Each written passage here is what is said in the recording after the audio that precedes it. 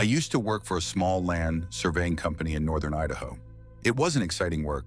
Most days were spent walking property lines, marking corners, checking elevations, and carrying equipment through miles of forest that all looked exactly the same. This happened in late October of 2021. It was one of those cold mornings where your breath hangs in the air longer than it should, the kind that makes everything feel quieter. There were only two of us assigned that day. My partner's name was Caleb. He was 26, talked nonstop, and had worked there longer than I had. We drove nearly 2 hours from Coeur d'Alene before leaving the pavement behind. The GPS stopped updating after another 20 minutes. The dirt road narrowed into 2 tire tracks. No houses, no cabins, no phone signal, just endless pine trees. We parked beside an old steel gate that had been left open years ago. Someone had spray-painted faded numbers across it, but they were almost impossible to read. Our assignment sounded simple. Locate 3 existing survey markers placed sometime in the late 1980s. Replace damaged orange flagging tape. Record updated GPS coordinates. Then leave. The property covered nearly 600 acres. Most people imagine forests as peaceful. They're not. Real forests make noise. Branches rubbing together, tiny rocks shifting beneath your boots, birds calling somewhere you can't see, wind moving through different layers of trees at different speeds. You're never really alone. At least it never feels that way. By around 9:15 that morning, we'd already found the first marker. Nothing unusual. Caleb joked about grabbing burgers on the drive home. Around 11, we reached the second location. That's when I noticed something that bothered me.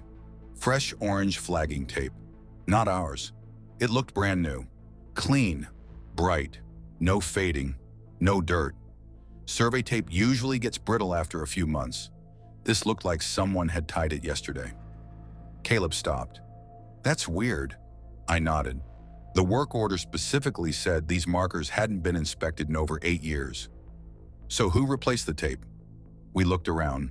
No footprints, no tire tracks, nothing. Maybe another survey company had come through.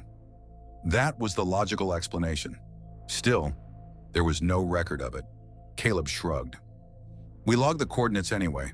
By noon, we started hiking toward the final marker. It sat almost 2 miles deeper into the property. The terrain changed. The pine forest became thicker. The sunlight barely reached the ground anymore. Everything turned darker, quieter. Even the birds disappeared. I remember checking my watch. 12:43 p.m. Caleb suddenly stopped walking. You hear that? I listened. Nothing. No. I swear somebody just whistled. I laughed. It was probably a bird. He wasn't smiling. It wasn't. We waited maybe 30 seconds. Silence. Then we kept moving. About 10 minutes later, I heard it. One short whistle. Clear, not musical, just one note, somewhere ahead. Caleb looked at me immediately. You heard that? I nodded. Neither of us spoke. There shouldn't have been anyone out there. Hunting season hadn't opened yet. The property was privately owned. No hiking trails, no campsites, nothing. We continued anyway. Professional habit. Finish the job. Leave. The third survey marker should have been sitting beside a massive fallen cedar. Instead, we found another strip of orange tape. Again, perfectly clean, but this one wasn't tied around a tree. It was hanging from a branch, about 8 feet off the ground, too high for someone standing normally. I stared at it. Caleb whispered, "Who puts tape there?" I didn't answer. We found the survey marker buried beneath leaves nearby. As I knelt to brush dirt away, I noticed fresh scrape marks in the soil, like something heavy had been dragged. Not recently, maybe a day or two earlier. The line disappeared deeper into the woods. Caleb didn't seem interested. He wanted to leave. Fast. While I recorded measurements, that whistle came again. Closer. Much closer. One note, then silence. Caleb stood. We're done. I packed the equipment. Neither of us admitted we were nervous. We simply started back toward the truck. That's when things became difficult to explain. The orange tape started appearing everywhere. One tree, then another, then 3 more, fresh, bright, perfectly tied. Not random either. They formed almost a trail. Except, the trail wasn't leading toward our truck. It went in another direction. Caleb noticed too. He said, "Don't follow those." I wasn't planning to. We stayed on our GPS route. Within 5 minutes, another whistle, this time behind us. Neither of us turned around. You know that feeling when every instinct tells you not to look? That's exactly how it felt. We walked faster. The woods stayed completely still. No birds, no squirrels, nothing. Just our boots crunching leaves. Then I heard footsteps, not close, maybe 50 yards away, matching our pace. Crunch, crunch, crunch. They'd stop when we stopped, continue when we continued.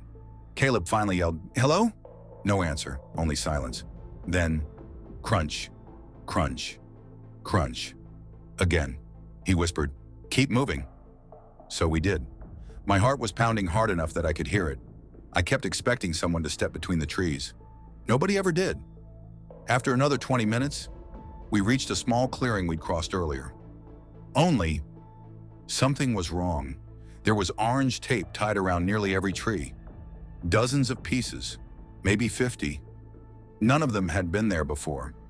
I know that sounds impossible, but they weren't. We would have noticed. Bright orange against dark bark isn't exactly subtle. Caleb looked sick. He kept turning in circles. "We came through here. I know. This wasn't here. I know." Neither of us wanted to stay long enough to think about it. We almost jogged after that. The footsteps followed, always far enough away that we couldn't see anyone, always matching us. Then, without warning, they stopped. Completely. No whistle, no footsteps, nothing. The silence somehow felt worse. Around 2:30 p.m., we finally saw the dirt road. Our truck sat exactly where we'd left it. I have never been happier to see an old white pickup. We threw the gear into the bed without organizing anything. Caleb started the engine. As we pulled away, I looked back through the rear window. Someone stood beside the open gate, too far away to identify. Just a person, completely still, watching us leave. No wave, no movement, just standing there. Caleb asked, "What?" I told him to drive. He looked anyway. "I don't see anybody." When I looked again, the gate was empty. I assumed maybe the person had stepped behind a tree. That's all. Nothing supernatural. Nothing impossible. Just someone. Weeks later, our office contacted the landowner to ask whether another survey crew had recently worked the property. He said no. No employees had been out there in over 10 years. When we mentioned the orange tape, he became quiet, then asked exactly where we'd seen it. We explained. He told us something that still bothers me. Those weren't survey markers, not the extra ones. Hunters sometimes tied orange tape to mark where they entered the woods, but whoever had placed dozens of them over several miles had never come back to remove them. Search teams occasionally found them, always fresh, never faded.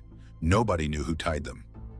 I quit surveying 6 months later, not because of that day, at least that's what I told everyone. But even now, whenever I see bright orange flagging tape along the side of a road, I always wonder whether it's actually marking property lines or trying to lead somebody somewhere they shouldn't go.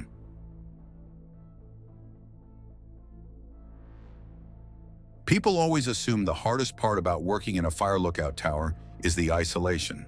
It isn't. It's the routine. Once you've watched the same stretch of forest for 12 hours a day, every movement starts to matter. Every flash of color, every distant sound, every shape between the trees.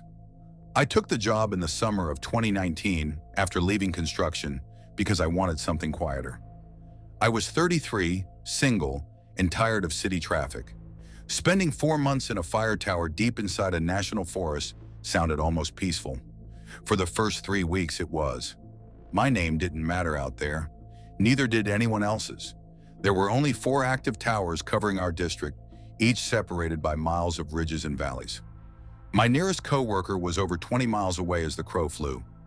We checked in over the radio every morning at 7 o'clock, every afternoon at noon, and one last time before sunset. If someone missed a check-in, the ranger station called. If they still didn't answer, someone drove out. Most days followed the same pattern. Wake up before sunrise, boil coffee, check the weather instruments, sweep the stairs, Scan the tree line with binoculars. Log anything unusual. Usually there wasn't anything to log. A few deer, an ATV far outside the protected area, smoke from campers, nothing more. The tower itself stood on top of a granite ridge almost 60 feet above the ground.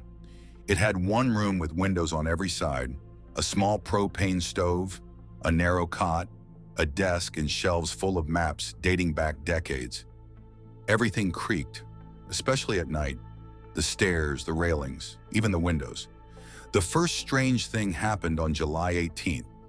I noticed a white pickup parked at an abandoned logging road nearly 5 miles north of my tower.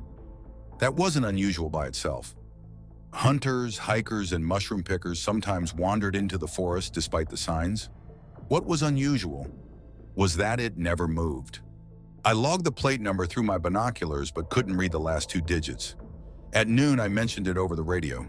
"Probably somebody camping," another lookout replied. The ranger agreed. "Keep an eye on it." That was it. The truck was still there the next morning, and the morning after that. No tents, no smoke, no people. Just a white pickup sitting exactly where I'd first seen it. On the 4th day, I decided to hike down after my afternoon radio check. The trail took almost an hour. By the time I reached the old logging road, the truck was gone. No tire tracks, not even fresh footprints in the dust. I stood there for several minutes wondering if I'd somehow mistaken the location. Then I noticed something odd. The gravel around the pull-off hadn't been disturbed. It looked like nobody had driven through in weeks. I walked back before dark, telling myself I had probably looked at the wrong bend in the road. That explanation worked for about 2 days until I saw the truck again. This time it was parked somewhere else, closer, much closer, only 2 miles from the tower. I checked my watch. 8:42 a.m. Same white pickup, same dent in the driver's door, same missing hubcap. I watched it through the binoculars for almost 20 minutes. Nobody got out, nobody got in. At noon, I called the ranger station again. They promised to send someone the following morning. The next morning, the truck was gone. The ranger drove every nearby road. He found nothing. He laughed and said I was spending too much time alone. Maybe he was right. Isolation does strange things to your head. I accepted that. Until the knocking started. It happened only after sunset. 3 slow knocks. Wood on wood. Not loud. Just enough to make me stop reading. I checked the stairs. Nobody. Checked underneath the tower. Nothing. The second night it happened again. 3 knocks. A minute of silence. 3 more. The tower stood 60 feet off the ground. There was only one staircase leading up. If someone climbed it, I would have heard every step, but I never heard footsteps, only the knocking. By the 3rd night, I stayed awake with every light off. At 10:17 p.m., knock, knock, knock. I quietly picked up the binoculars and looked down through the floor opening where the stairs reached the platform. Nothing, no movement, no flashlight, no person, just darkness between the pine trees. Then, a voice floated up from below, soft, calm. "Hey!" It sounded like a man, not shouting, just talking. I think I'm lost. Every instinct told me not to answer, so I didn't. The voice came again. "Can you come down for a second?" I stayed perfectly still. The radio sat less than 3 feet away. I reached for it as quietly as I could. Before I could press the button, the voice changed. Not the words, the tone. It became flatter, emotionless. "I know you're awake." My hand froze. I had never turned a light on. There was no reason anyone below should know I was standing there in the dark. Then, I heard something that made my stomach drop. Not footsteps climbing the stairs. Footsteps, walking slowly around the base of the tower. One full circle, then another. Then silence. I never looked over the edge. I don't know why. Maybe I was afraid I'd actually see someone. Maybe I was more afraid I wouldn't. I waited until sunrise before going outside. The dirt around the tower was soft from rain the day before. There should have been footprints. There weren't. Only one set. Mine. I requested a transfer the following week. The ranger who replaced me stayed in that tower for the rest of the season. I never told him about the voice. A month later, I heard he'd also asked to leave early. When someone at the station joked that the tower was haunted, he shook his head and said something that still bothers me. It wasn't haunted. He refused to explain what he meant, and he never worked another fire season again.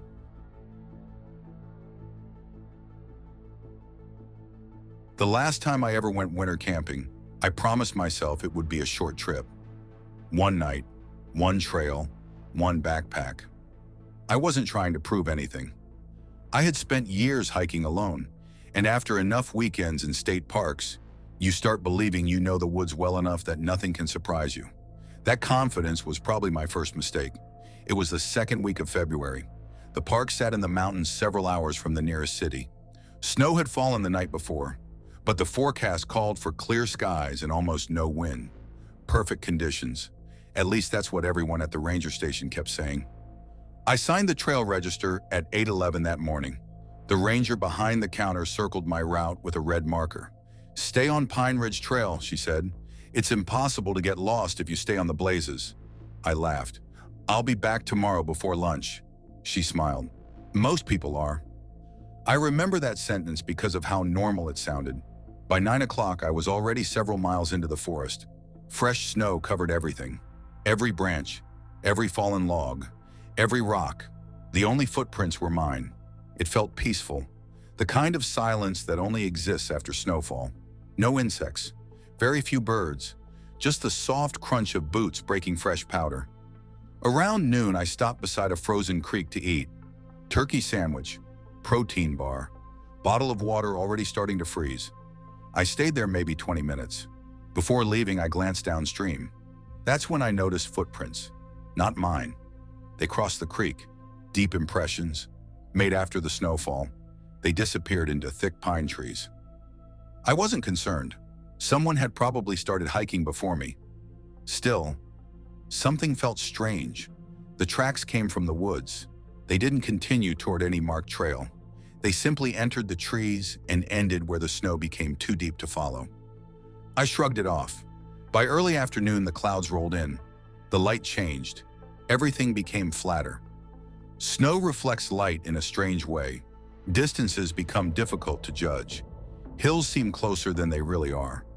At 3:40, I reached the campsite marked on my map. There were 2 wooden platforms for tents, a fire ring, a bear locker, nothing unusual. I pitched my tent before sunset, cooked a small meal, made coffee, read a paperback for about an hour. The temperature dropped fast. By 7:30, I crawled into my sleeping bag. Outside, nothing moved. I must have slept for 2 hours before waking to a sound I couldn't identify. Not loud, just rhythmic. Crunch, pause, crunch, pause. Snow compressing under weight. Slow footsteps. I checked my watch. 9:46 p.m. The footsteps stopped. I listened for another minute. Nothing. Probably a deer. I closed my eyes again. Crunch, crunch, crunch. Closer. This time they circled the campsite. Not hurried, not sneaking, just walking. One slow lap, then another. I unzipped the tent just enough to look outside. Moonlight reflected off the snow. The campsite looked empty. No animals, no people, no flashlight. The footsteps stopped the moment I looked. I waited another minute. Nothing. Eventually, I convinced myself I'd imagined them. Sometime after midnight, I woke again. This time there was no sound. Instead, my camp chair was gone. I'd left it beside the fire ring. Now it wasn't there. I searched with my flashlight. Nothing. Maybe the wind had blown it, except there hadn't been any wind. I found it the next morning, nearly 100 yards away, standing upright between 2 trees, not fallen over, standing, as if someone had carefully placed it there. That made no sense. I packed immediately. The hike back should have taken 4 hours. Instead, after almost 3 hours of walking, I realized I hadn't seen a single trail marker. No blue blazes, no directional signs, nothing. I pulled out my map. According to the GPS, I was still on Pine Ridge Trail, but there wasn't any trail anymore. Only untouched snow. My own footprints stretched behind me. Ahead, nothing. I turned around. My tracks disappeared after 20 yards, covered by fresh snow. Except, it wasn't snowing. The sky was perfectly clear. I stood there trying to understand what I was seeing. Then I heard a whistle. One short note, far away. I didn't answer. A minute later, another whistle. Closer, still just one note. I started walking faster. The whistle came again, always from somewhere ahead, no matter which direction I turned. Every time I changed course, it stayed in front of me, like someone knew where I was going before I did. I finally spotted a wooden sign through the trees. Relief hit me immediately, until I reached it. The sign had no writing, just weathered wood nailed to 2 posts. Blank. I checked my map again. Nothing about an unmarked junction. Nothing. Then I noticed fresh boot prints beside the sign. Only one set. They started there. They didn't approach from anywhere. They simply started, as if someone had appeared standing beside the post. I backed away. That's when I heard branches breaking. Heavy, deliberate, not running, walking, keeping pace with me, always hidden behind the trees. I never saw who or what was making the sound. I only knew it stayed exactly the same distance away, close enough to hear, never close enough to see. I broke into a jog, so did it. I stopped. It stopped. That was enough. I ran. I didn't care about conserving energy anymore. I just ran. After what felt like forever, I burst onto a gravel service road. A snowplow was parked less than 50 yards away. The driver looked surprised. He rolled down his window. "You okay?" I nodded, trying to catch my breath. He frowned. "Where'd you come from?" I pointed toward the trees. "There." He stared for a second. "There's no trail there." I looked back. The forest edge was unbroken. No opening, no path, no trail marker. Nothing.